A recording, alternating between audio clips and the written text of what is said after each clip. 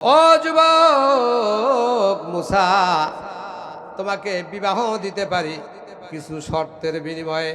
সুবহানাল্লাহ। নবীদের সন্তানেরা ভালো না খারাপ? নবীরও চেহারা ভালো না খারাপ?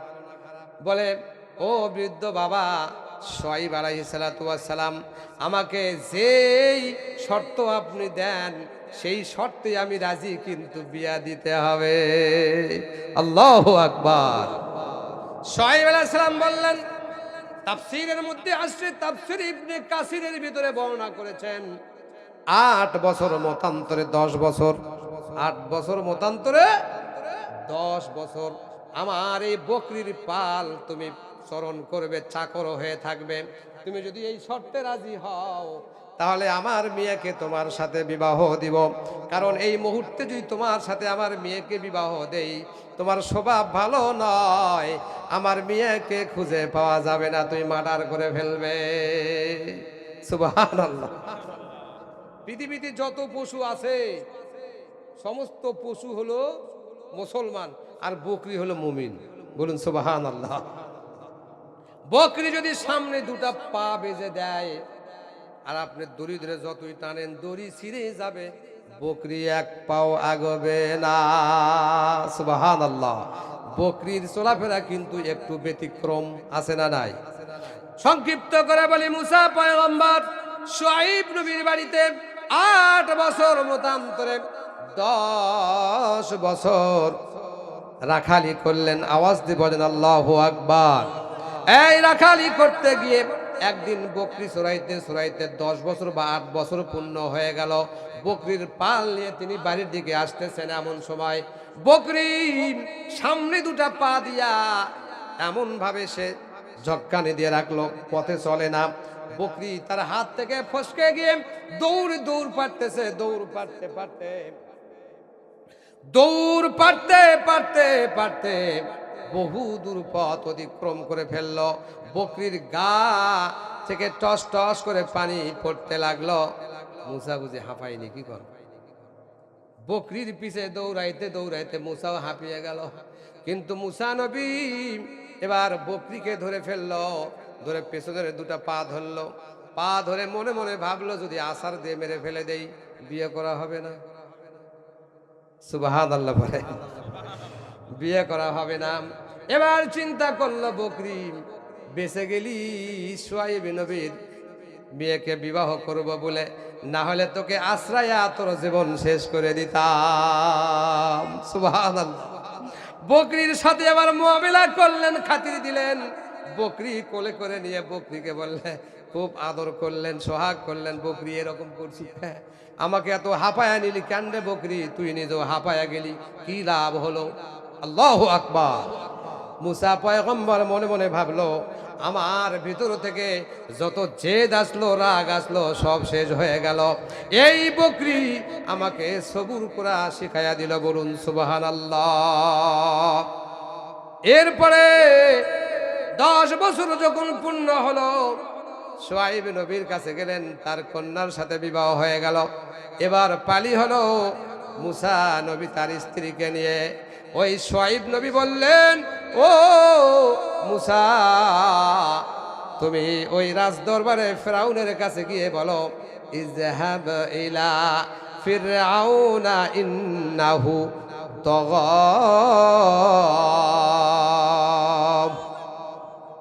এবার দাওয়াত নিয়ে যাও। আল্লাহু আকবার বলেন। আপনাদেরকে আমি একটু দাওয়াত দিই, যদি একজন মুসলমান এই প্যান্ডেল ছেড়ে যান, আল্লাহর আদালতে আপনাদের বিচার হবে। রাজি আছেন সবাই?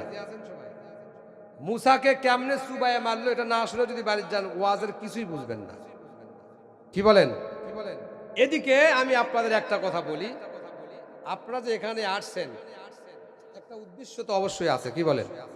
উদ্দেশ্য নাই? উদ্দেশ্যটা হলো আজকে এই মসজিদের উন্নয়ন কল্প। আমরা যদি মসজিদে দান করি, লাভ আমার না আল্লাহ? আল্লাহর লাভ।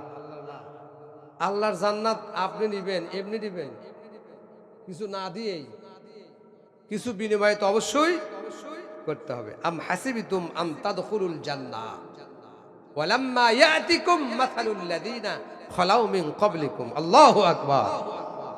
নগদে নগদে এই দুধারে যাবে। আবার বন্ধুবর্গ আছে মাওলানা আব্দুল খালেক নিয়ামি সাহেব, এবং বিয়ে করার পরে এবার নবী বলেন, ও মুসা, আমি শুআইব তোমাকে বললাম তুমি ওই ফেরাউনের রাজ দরবারে গিয়ে তুমি দাওয়াত দাও, কালেমার দাওয়াত দাও। আল্লাহ পাক বলেন, ইযহাব ইলা ফিরআউনা ইন্নাহু তাগা।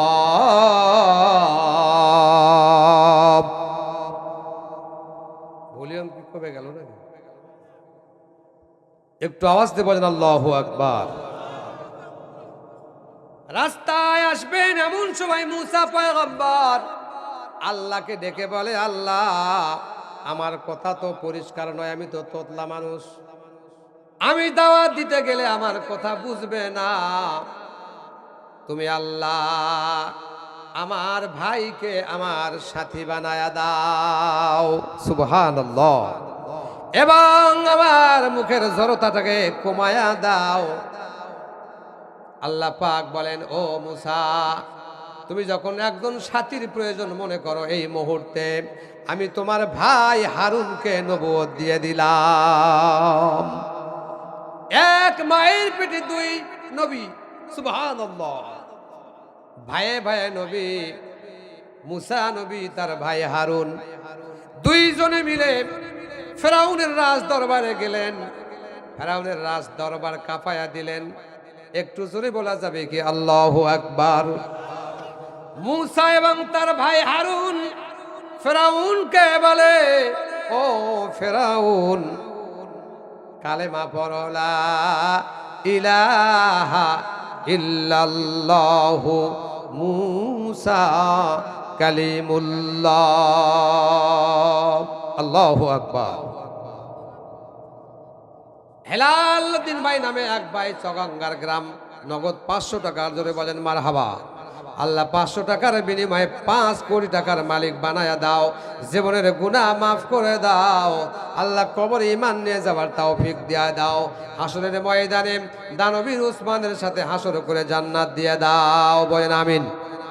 আমার ভাইরা, মুসা এবং হারুন দুই ভাই ফেরাউনের কাছে গিয়ে বলে, ও ফেরাউন, কালেমা পড়ো, লা ইলাহা ইল্লাল্লাহু মুসা কালিমুল্লাহ। আল্লাহু আকবার। ফেরাউন বলে, কি বলিস রে বেটা, আমার ঘরে খাইলি, আমার টাকায় বড় হলি, আমি তোর জন্য খাদেম রাখলাম, বেতন দিয়ে রাখলাম, তোকে লালন পালন করলাম, আবার আমার উপরে এসে গাবদারি করিস, এত বড় সাহস। এবার ফেরাউন তার রাজ্যে সমস্ত জাদুকরদের একত্রিত করলেন। আল্লাহু আকবার। তাফসীর ইবনে কাসির, তাফসীরে মারিফুল কোরআন, তাফসীরে জালালাইন, তাফসীরে কুরতুবী, তাফসীরে নূরুল কোরআন, সমস্ত তাফসীর গণগণ বিশারদগণ একমত পোষণ করে বলেছেন 12,000 মতান্তরে 36,000 জাদুঘর। কত হাজার? 36,000 জাদুঘর। তাদের প্রত্যেকের হাতে একটি করে লাঠি আর একটি করে দড়ি। আল্লাহু আকবার।